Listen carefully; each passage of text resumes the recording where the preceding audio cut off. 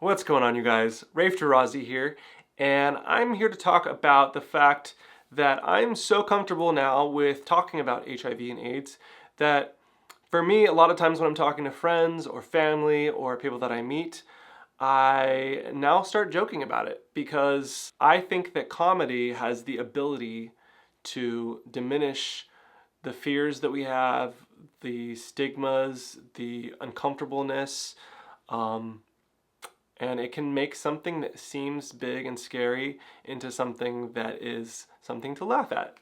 I think Harry Potter, there's an episode where they have to face their fears and it comes out of a wardrobe and then they literally turn it into something funny. Think, Neville, think. Ridiculous!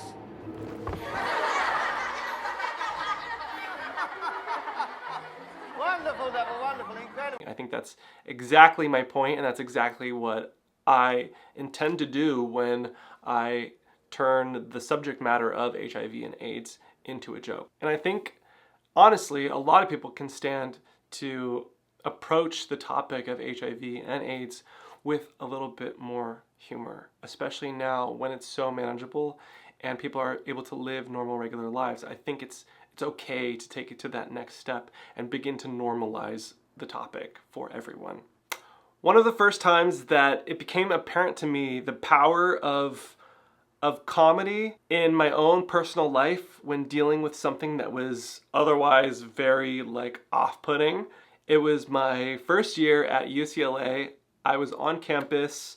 I'm on my way back from the theater department and I'm heading down the main walk, Bruin Walk, towards the dorms, and at a certain juncture, I see this fairly big mass of people gathering in a circle around some people in the middle, and I didn't really know what was going on, but as I was getting closer, that's when I began to realize that the guys in the middle of the circle were those infamous anti-gay, anti-homosexual, Christian guys who literally travel around, and that's what they do is stand there and protest with their signs, and they got their megaphone and they're just talking about it. It's a sin and blah blah blah. So I'm standing there in the circle amongst the people and I'm listening to what they're saying, and then eventually I look around and I'm like, how come nobody is saying anything back? How come everyone is just standing there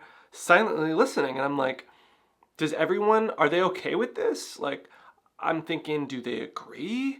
I didn't really know what to think. All I knew was that this was a bunch of BS and I wasn't gonna just stand there and do nothing, but I also was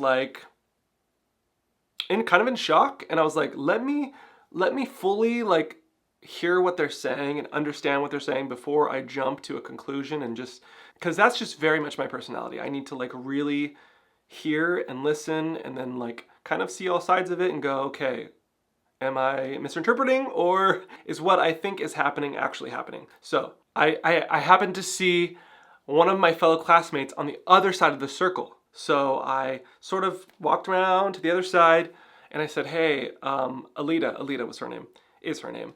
And I said, can you hold on to my stuff for a minute? Because I kind of want to go check this out and see what's going on. And she's like, yeah, sure. So she held my backpack and all my stuff. And so I walk back to the circle and I start to step into the circle. So now I'm no longer in the crowd. I'm literally inside the circle. And I would say there was a good I want to say maybe 40, 50 people circling these guys, and they're just going on and on, droning about blah blah blah, gay guys are pigs and abomination. And so I'm inside now, and obviously people can see that I'm now inside the circle and I'm approaching these guys. So this guy is on a literal soapbox and he's standing there spewing his hate, and I'm standing literally a foot away looking up at him, arms crossed, listening to what he's saying, and then I'm looking at the other guy and I'm like, okay, I am hearing this correctly. So at some point I'm like, okay, well, I'm not gonna get mad and I'm not gonna start yelling back, because I know that when you do that, it just creates a fight and nobody listens, and both parties can potentially look bad. So how do I alleviate the tension here? And how do I so just instinctually, I started to be like, no, being gay is not a sin. I'm yelling this now, and I'm like, no, you guys, it is not a sin. It's just about love, blah, blah, blah. Like, calm down. You know what I mean? It's kind of like trying to like diminish the level of their argument to be like, nah, you guys are being silly fools. And randomly, out of nowhere, someone hands me a rainbow flag, and I'm like, yes, thank you. So I grab the rainbow flag, and now I start like prancing around them with this flag, waving it around, and I look, and like some people are starting to smile, right? Some people are like, this could get awkward. But some people are starting to smile. And then again, out of nowhere, someone has a literal boom box, and they begin to start playing Britney Spears for me. And they just hold it up at the edge of the circle and start playing Britney Spears. So I have this rainbow flag, and I'm like, all right, let's step it up another notch. I take off my shirt, get rid of my shirt, probably throw it to Alita. I've got the rainbow flag, Britney Spears is playing, and I'm like dancing around. And this is of course like setting off these two guys even more. And then like one of them is just even more ferociously like attacking, and he starts attacking me, and he's like, you're a dirty pig, you're an abomination, you're going to hell, you're a sinner, no, the Bible is against homosexuality, and blah, blah, blah, blah. And so, you know, I had my fun for like a few minutes dancing around, but I'm like, okay, this is tired, this isn't getting anywhere. So now what's the next like thing that I can do? And I would notice that I was like, it was entertaining to the people watching, and I kind of, as a lover of theater and performance, I was like kind of also getting off on the fact that I was entertaining people and that they were enjoying this, and some people were beginning to laugh. And also, I thought this is a good thing because their laughter is negating the hate of their argument, right? So at that point, I was listening specifically to what they were saying. So one of the guys had an electrical cord. So you know how electrical cords have the male end and the female end, and he goes, so, you know, God intended for the male end to go into the female end, and he showed like the cord connecting. Like, you're just such a fucking genius, bro. Like, what a great fucking analogy there. And then he's like, it doesn't work with homosexuality. You can't put the male end in the male end. It doesn't work. That's not how God intended it. And I was like, bro, like, you missed the boat. You obviously don't get it. Guys don't have sex by putting their penis to the other penis. That's not how we do it. And I grab the cord and I go, the male end goes in the butthole. That's how it works. See, that works. And I started laughing. People started laughing and people were cheering, and I noticed there was a group of cops that were also watching to see if it was going to escalate and turn into something, you know, like where they would have to intervene. And I looked over at them and they were smiling too and laughing. Because I mean, come on, like that rationale is just so wrong, and I was able to turn his argument against him and make him realize, no, that's not how it goes. Okay, so then at this point I look up at him, and I swear he looks at me and he cracks a smile because it was funny, and he knew it was funny. And at that moment inside I was like, this guy's not a bad dude. Like, he's been through some shit, he's ignorant, and he doesn't know what the fuck he's doing, and for some reason he is on this mission to just like hate on a whole group of people. But inside, like, humor connected both of us in that moment, and I thought that was so powerful. And I was like, wow, like, even this person who like literally hates who I am, in that moment was able to lock eyes with me and smile and like and have amusement, and we connected in that moment. And I was like, all right, like, cool, I'm gonna keep doing it. So the other guy was like, he was the one that was like, you're dirty, you're going to hell, you're gonna like spend the rest of your life with Satan and all this crap. So I in that moment was like, yes, yes, yeah, like talk dirty to me. Yeah, I like it. So like, as he's like saying these things that are like super hateful to me, I was like getting off on it. Oh my god. So then like, I was like, yeah, like talk down to me. I like it. And so then I like get on the floor and I start like doing push-ups, and I'm shirtless, so I'm doing push-ups and he's talking dirty to me, and I'm like, yeah, yeah, yes, like as if he's like a drill sergeant or something, and I'm like his little recruit getting off on his like getting off on his like dirty talk. And so like that, like, of course, instantly took away all his power, because now the thing that was supposed to bring me down is actually like getting me going. So I think I was doing that stuff, and then there was a threshold. There was a point when other people started to chime in, and like I created this level of comfort where other people were like, these guys don't have the power. These guys are not the authority, even though they're acting like it. We are on the same level as them.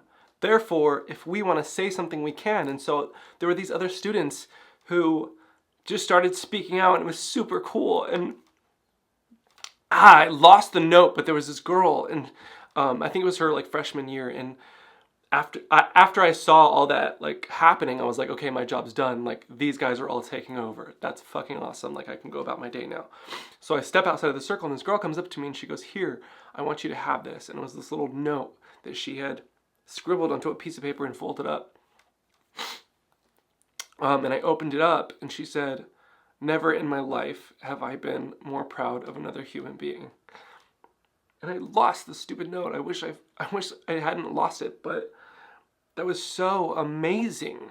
That whole experience was so powerful. Obviously, I'm still affected by it when I like really like get into it and remember it. And I'll never forget it. And I'll never forget how powerful comedy, how powerful humor was. So that's I took from that experience with me the rest of my life, and try to apply that when I can and where I can. So now that HIV has become such a significant part of my life, I apply the same mentality. It's easy to say, too soon, or you can't joke about that, that's not funny. But the reality is, when you decide to use humor, and most of the time it can be tasteful too. It doesn't have to be just like raunch or offensive or anything like that. You are diminishing the power of whatever negative energy or negative force it is that you're talking about. Granted, sometimes I am offensive, but I just think it's funny. So, and I also like to shock people with how comfortable I am, because eventually they have to go, oh, what do I do with this uncomfortableness? Do I accept it? Do I accept that I can be comfortable with this? Or do I resist and get mad and blow up and leave the situation? Most people are like, I'm not going to do that. That's dumb. And they're like, okay, I accept that this is something that can be joked about. So, like, for example, at work, a lot of times I am not nice. I can be a brat. I can be a grump, and I can get in some really bad moods just because I work so hard. I bartend half the time, and I bust my ass, and so a lot of times I'm super tense, and I can just be like, ah. So sometimes people are like, you just got to be positive, and I'm like, I'm always positive. It's in my blood. And that is like, for people who know that I have HIV, they're like, oh my God, Raif, what? Stop. But I'm like, no, it's true on more than one level, so I'm not gonna stop. And then I'll even joke about like, so that's like something that's more a classy way to joke about it. But then of course I can be offensive too, and I'll say things like, I'll like be sparring with some of my coworkers at work, and they'll like throw an insult at me, and I'll throw an insult at them, and it's like, that's just our relationship, our dynamic, and it's all in good fun. Like one of my friends, he might be like, oh, well, yeah, well, I hope you enjoy your drink because I spat in it. And I'll be like, oh, great. I hope you enjoyed yours because I put AIDS in it and now you got AIDS. So yeah, I can be like super out there, but again, I'm diminishing this giant scary thing that is AIDS and HIV. You know, of course you cannot give AIDS to someone else. It doesn't work like that. You can give HIV, not in a drink. It's not even possible. So for me to joke about it, it's like, it's not even a possibility that I'm putting AIDS in your drink and giving you AIDS from drinking it. So I can joke about that. The other thing is, I've shared with my friends that because of having HIV, I have subsidized healthcare where I don't have to pay for premiums. So I'm like, hey, you know what? Like, if you want some free healthcare, I can hook it up with the HIV. Stuff like that. Yeah, it's just being able to find the humor, I think, is so important. And you can imagine, you probably had a reaction listening to those jokes. You can imagine how people feel when I say it in the moment and they're not expecting a joke, and they're certainly not expecting a joke about HIV or AIDS. Anyway, so that's my story. That is what really was this poignant memory that I had that kind of informed how I approach these things now, and especially with HIV/AIDS. I hope you guys enjoyed this video. I hope this maybe can like alter your perception of our conversation with HIV and AIDS. It doesn't always have to be so serious. It doesn't have to be doom and gloom. Like, when you own it, you have the power, you can take it back, you can minimize the negatives, the stigma, with comedy, with humor, and it can apply to like any part of your life, really. So anyway, any way that you can put a smile on your face or someone else's face, regardless what it's about, that's what life's about. So I would love to hear your comments on it. What do you think? What do you think of that story? Are there situations where you've done the same and you've used comedy to your advantage? Does anybody else out there joke about HIV? Am I the only one? Let me know. I would love to hear about that. Like this video if you like it. Please subscribe if you haven't already. I've got plenty more videos coming, not just on HIV, but fitness, on about becoming a better human being, and everything that goes along with that. So stick around, I got great content coming for you. Peace, guys. Raif Derrazi here. Let's wait for the helicopter. Do you guys see this light? It's blinking and it's driving me nuts. Plane, plane, plane. In the walk. Oh my God, I'm gonna lose it. Ah! Sirens! Can I just vlog, please? Can someone just let me vlog today? My neighbor's probably like, what the is going on down there? Okay. Unreal. These were pricey. No reason for this. Why are you doing that? I don't understand. I don't. Stand there and listen to what they were saying for a minute. Oh my good Lord, I'm gonna kill somebody!